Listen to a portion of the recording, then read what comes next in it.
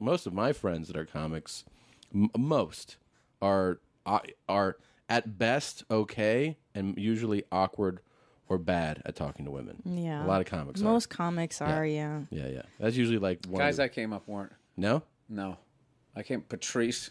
He Patrice never- was ridiculous. Patrice could actually insult them all the way into the bedroom. It's so Wow. crazy. They would just be walking in going, I know, you're right. You're right. But those are the broken girls, and broken girls you can always manipulate. Sure. At Listen, any don't level, right? No, let me tell you, it's still work. Yeah. It's just something that women won't understand because you guys don't have to convince people to have sex with you. It's one of the No. great things. Yeah. That's- But yeah. Bobby Kelly back in the day, phenomenal. At talking to chicks? Phenomenal. Really? Phenomenal. No, there were legends in New York. I was not part of that group. You were not in the Legend Crew? No, dude, come on. I look like Ron Howard. It was like I just always had to work. But there was. I don't want to like But Patrice, I had heard about. I mean, even a few years ago, about his. I mean, I knew he was gifted. Obviously, I mean, hear his stand up on shows, but I heard stories about him with women about how. No, it was amazing. ridiculous. Yeah, it was ridiculous. It made no sense, and he was so good at making them uncomfortable that they ignored all of his imperfections that were just right in front of their face. Like one time, we was sitting. I know I've told this. I think I told this one on Opie and Anthony. We were sitting down the cellar. This was one of his classics, and there was three women. And they were excited, and it was a loud bar, and they were talking. So women when they talk loud, they're going yeah. And he just yelled over at one. He's like, "Ma'am, miss, ma'am," and she finally looks over. She's gorgeous, and she's like, "What?" And he goes, "Your voice." She goes, "Is it loud?" And he goes, "It's piercing." and we just started laughing at her, and it took her a second to regroup. And I don't know what happened. 5 minutes later, all three of them, gorgeous, are standing around Patrice, and he has them auditioning to see who has the best phone sex voice, and they're doing it. Unreal. Because he had them all convinced that despite how they looked, their voices were so annoying that most guys actually secretly didn't like them, wanted them to shut up, and didn't want to hear their opinions. Yeah. And they bought into that. Yeah. And next thing you know, they're trying to prove to him that they can be sexy. And they were like, they were all nines. Yeah. Wow. Like a 9 in New York, too. Yeah. Super smoking. Yeah. Hot. So that was... incredible. I saw one time walked up to a girl and she was gorgeous and she had this little scar on her forehead and he comes walking up with his big stupid finger. She was sitting down and he goes, "I like that," and he pointed right at her scar and she was like mortified. And that's just how he would. You just started off balance with him, and then he just kept pushing your shoulder verbally every time you would start to regain your footing. He would find something else, and he would just trash you for an hour. And then you loved him. Yeah, no, some nights you hated him. You literally wanted to kill him. Like he would make you so many, he would start laughing at you. It was brutal. I beat him once in 20 years of knowing him. At the one, game, one time, which is basically? inevitable. Yeah. I mean, it's inevitable Yeah. at least once you're going to win. Yeah. I just got him. We were on the phone. It was a 3-way call, me, him, and Bobby. And I was using all of his techniques, which made him mad. Yeah. And then he was off his game. He didn't talk to me for like 3 days. He was so upset. But it was literally like, if when they drag some idiot out of the stands and he hits a half-court shot. Sure, You drag enough idiots out there, eventually someone's going to hit it. Yeah. That's basically what happened. But other than that, I think, so I was basically 1 in 17,000. Conversations with him. No, he pounded. Yeah, we used to gang up on him. And he could still. We gang up on him, and you'd get him for a little bit. It's just like I can't.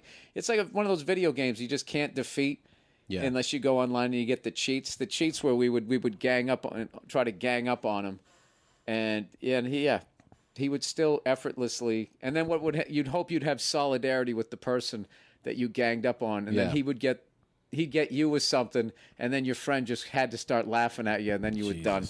Then you were done. And then they wanted Patrice to stop trashing them, so then they would pile on with Patrice, and then it was brutal. So then you'd have to try to get it off you onto somebody else, and you just That's so awful. It's so awful. It sounds terrible. But it made us better. We used to go downstairs at the cellar, and you'd be upstairs, and you'd have some new bit, and somebody would hate your joke. Like Keith would hate it, or Patrice would hate it. It just as long as one person hated it, they would bring it up and start saying how awful a joke it was, and then everybody would pile on, and then you have to be like, "Fuck you, I'm still doing the joke," and then you go downstairs to do the joke, and everyone would be standing staring at you during your set, dude, and it was brutal. Wow. And even if you committed and the joke got a laugh, Patrice had a laugh that was so loud he could shut the crowd up. Yeah.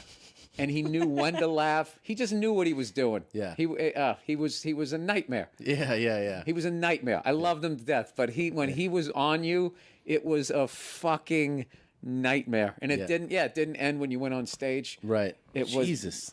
Yeah. Well, that's why we look at all these fucking people now. Like I can't even relate to them. Like this whole new thing. It's like nobody I feel like this old guy. Like, hey, we used to give each other shit. Oh yeah. It wasn't supportive, but it was supportive because you were. No, you're helping each other out with that. Yeah, for sure. Well, that certainly made like somebody heckling you after that point of sitting there having Norton, Keith, Voss, and Patrice on your ass at the same time, and then Kevin Hart came along. If you had all 5 of them trashing you, like when you went on stage, if somebody heckled you, it was hilarious. Yeah, because you just dealt with fucking 5 of the professionals. Yeah, professionals. Yeah, that's so professionals. Ridiculous. Yeah, that's what you're describing is so foreign to me in comedy. There were comics who literally avoided going to the cellar just because of that, or they would just go downstairs and do their set and then they leave. They wouldn't go upstairs to the table. Really? Yeah, and the whole table came about, I think, because of Patrice. Because Patrice got kicked out of the club. So we loved him so much, we just would go where he was. So he would be like in front of the club. So we would all just go outside. And they didn't know how to deal. And I remember they were telling him he had to leave. And he was just like, oh, else what? He's like, you'll never, ever, ever, never play this club. He's like, I'm already kicked out of here, motherfucker. So we were all just laughing. So then he got kicked out of the club? Though, like out of the cellar? The cellar kicked him out. Why? I forget why. Okay. I forget why. He just for being Patrice, okay, right? Yeah. Okay. and in defense of them, they were probably right on a lot of levels. So he got kicked out. So, but he held court. So it's just so he was sitting out in front of the place. So instead of hanging out up there, we were then outside, and then we were being loud. The loudness was now out there, and people were walking by, and they were trying to bark, and I don't know if they thought it was a bad idea. So then what they did, then they let him back in the club because they realized they didn't have any power over him once they kicked him out. He was out there like, what else are you going to do? It's like a guy who has a life with no parole. He just stabbed someone in the shower. What, are you going to stick me in the cell, Yeah. So, and he would be shitting all over him, and we would laugh our ass off. So then they let him back in the club, and then that's when they came up with the table because they were trying to contain it, to keep it. It was hilarious. It's like they put us on timeout, and when they didn't, this is your table. You got a place to sit and all that. So then they would probably argue that this isn't true, but I'm convinced of it. So then we sat down back there, and then it was epic because then Manny, rest his soul, who was still alive, loved to argue in politics and that type of stuff, and then him and Patrice would go at it. And you had this guy who was just the greatest ever at making fun of your head and your shirt and then with a guy who was an unbelievably well-read guy, and they would talk about world events. So you had this guy, it was just, they were just epic battles, and then that's when the whole thing kind of took off, and tough crowd came out of that. Oh, right. Yeah, everybody. Geraldo was there. Sense, Geraldo, Colin Quinn, Nick DiPaolo, Jim Norton, Rich Voss, Patrice O'Neal, Keith Robinson, Bobby Kelly. It was insane. And if you came down there and you wore the wrong shirt, it was fucking over.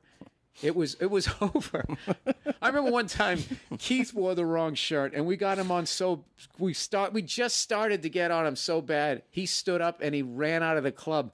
And I was so fucking mad. I was like, you can do that? I didn't know you could do that. I thought you just had to sit here and take it.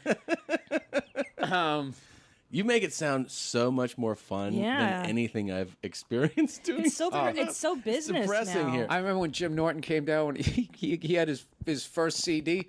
He goes, hey, I got my new CD. And somebody said, hey, let me take a look at that. And they just broke it in half. He threw it on the ground, poured a bunch of drinks on it. And it was just, and he laughed his ass off. I would have died if somebody did that. He laughed his ass. That was it was really childish. Yeah. Yeah. God forbid you were standing anywhere with something in your hand. It was going to get slapped out of your hand.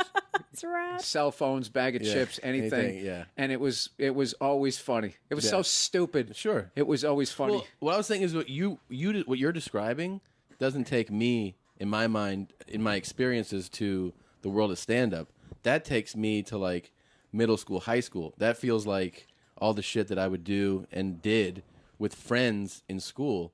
But in my stand-up experience, it was immature as hell, and it never stopped. That's awesome. You'd be sitting at home, and you'd pick up the phone, and you'd just pick it up, and it would just be like somebody had someone else on three-way, and you'd be sitting at home, and they would just trash you about something. I don't know what.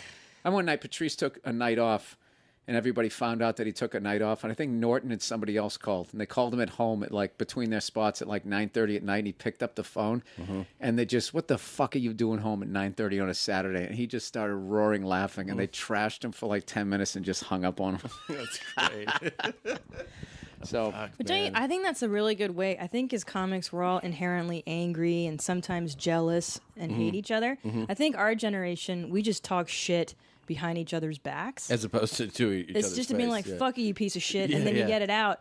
Like Matt Fulcheron said that musicians are united by the bands they like, they have in common. Comics are united by the comedians they hate. Right. Yeah, that's pretty accurate. No, it was a lot of fun, but I also, in all of that, we always laugh. We didn't write one script. We didn't pitch one show. So the funniest guys I ever met. I ever met. Like they were unreal. And Patrice was the king. Like you walked in, if he wasn't there, you were relieved. And there were nights when you were on a roll, and you were killing someone at the table, and then he starts walking in, like your heart would sink. Like, oh fuck, here we go, here we go, here we go. Now it's the real deal. Dad's home. You know? Yeah, man. God, we don't have that at all here. Eddie Iift said the funniest thing one time. He goes, dude, sometimes like I'll come walking into the cellar, and he goes, he would, just as he walked in, Patrice would be killing at the table, and then just see Eddie come in and be like, and just start yelling over at him. And Eddie said that I would literally think, fuck, he saw me. Yeah. No, he used to do. I remember when the old Boston Comedy Club, one night he was trashing people so well. There was a firehouse right next door, and the guys, if there wasn't a fire, they'd just be hanging out there, and they would die and laughing. After an hour of Patrice trashing everybody, taking on all comers, one of the firemen went up to Patrice and said, "Good set." It was awesome. Like, and he got such a kick out of that. He was standing outside. That was right around the corner from, which is now like a fucking wine bar or something. Jesus Christ, I'm old. Oh, that's and one of the funniest things, by the way, because we have a lot of obviously stand-up fans. God damn, his original HBO half hour is fucking amazing. Patrice's, it's so good. And he's got that. He's got the Showtime one. He's got the Showtime one, and then he's got the Elephant in a Room. He's got Mr. P. Yes, Mr. P. Everything's great.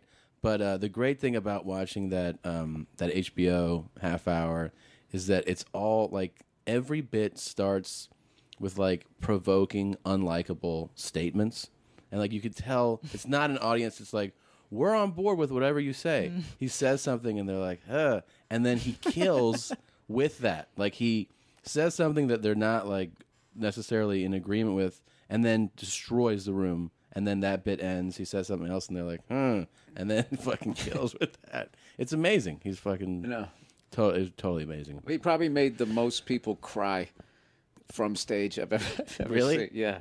He was just relentless with when he got on somebody, I bet, right? Like when No, but he wasn't malicious though. Right. That was the thing. He wasn't malicious. Like he never went after anybody like in the crowd. But if somebody was annoying him, it was over. Really? And they that's one of the things I miss most about him is that experience of getting to see somebody meet him for the first time, and just they always thought, all right, he's this big dude. They always are looking for him to get physical, so they never saw that he was going to come at them the way he did, and he would. Oh, right. Oh, it was hilarious.